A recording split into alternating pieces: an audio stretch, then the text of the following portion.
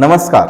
तुम्हा सर्वांचे माझ्या एका नवीन व्हिडिओमध्ये स्वागत आहे. आपण डेली निफ्टी आणि बँक निफ्टीचं अनालिसिस करत असतो. पण उद्या बजेट सेशन असल्यामुळं आपलं मार्केटही सुट्टीच्या दिवशी चालू राहणार आहे आणि एक इव्हेंट असल्यामुळं आपण कोणतंही प्राइस ऍक्शन किंवा काही जरी मार्केटमध्ये ठरवलं तरीही ते काही प्रमाणात काम करल किंवा नाही करल याची गॅरंटी नाही. त्याच्यामुळं आपण उद्यासाठी मार्केटमध्ये कोणत्याही प्रकारचं प्लॅनिंग करणार नाही आहोत. कारण त्याच्या पाठीमागं दोन कारणं आहेत. एक म्हणजे आपला इंडिया विक्स जो आहे तो हायर साईडला आहे आणि आजच्या मार्केटमध्ये पाहिल्यानंतर ऑप्शनचे जे प्रीमियम आहेत ते प्रीमियम वाढत नाहीयेत ॲज जसे पाहिजे त्या पद्धतीने. ऑलरेडी प्रीमियम हायर साईडला असल्यामुळं जरी मार्केटमध्ये काही मोमेंटम झाला तरीही ऑप्शनचे प्रीमियम त्या प्रमाणात वाढत नाही. पण अपोजिट साईडला जर काही गेलं तर मार्केटचे प्रीमियम हे कमी पटकन होतात.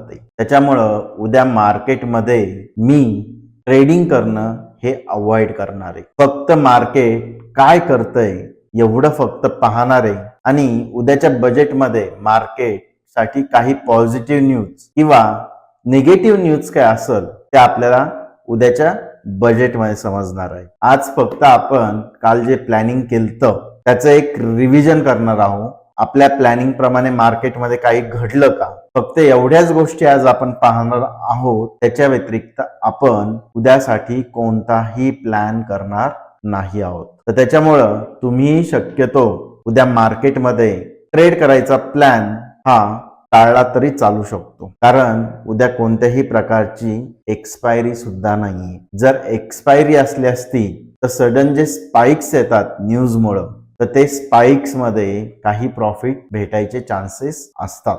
पण रेग्युलर डे पण नाही, सुट्टीच्या दिवशी मार्केट ओपन असल्यामुळं आपल्याला एक्सपायरी नाही किंवा कोणतीही गोष्ट मार्केटची रेग्युलर चालणारी नाहीये. त्याच्यामुळं ह्या सेशन मध्ये आपलं टेक्निकल अनालिसिस काम करू शकत नाही किंवा आपण टेक्निकल अनालिसिस केलं तरीही ते मार्केटमध्ये कुठपर्यंत जाऊ शकतं याची गॅरंटी नाही. कारण जे काही आहे ते न्यूजवर डिपेंड राहणार आहे. चला आपण ज्याप्रमाणे काल प्लॅनिंग केलं तो एकदा रिवाइज करून घेऊ आणि उद्यासाठी नो ट्रेडिंग डे हा माझा असणार आहे. त्याच्यामुळे उद्यासाठी मी कोणतंही प्लॅनिंग करत नाही.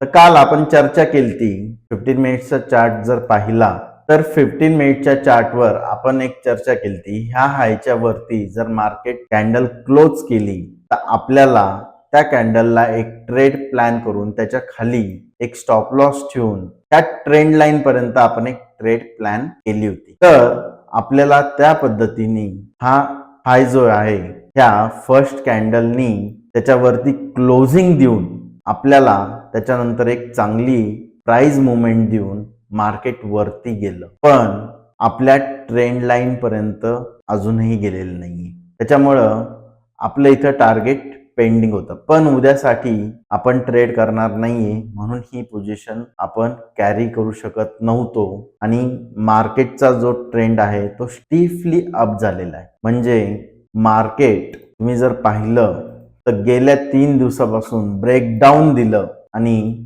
कंटिन्युअसली 3 ते 4 दिवसापासून वरती येत आहे. त्याच्यामुळं उद्या इव्हेंट डे असल्यामुळं आपल्याला कदाचित मार्केट हे वरती खालीवर होताना दिसू शकतं.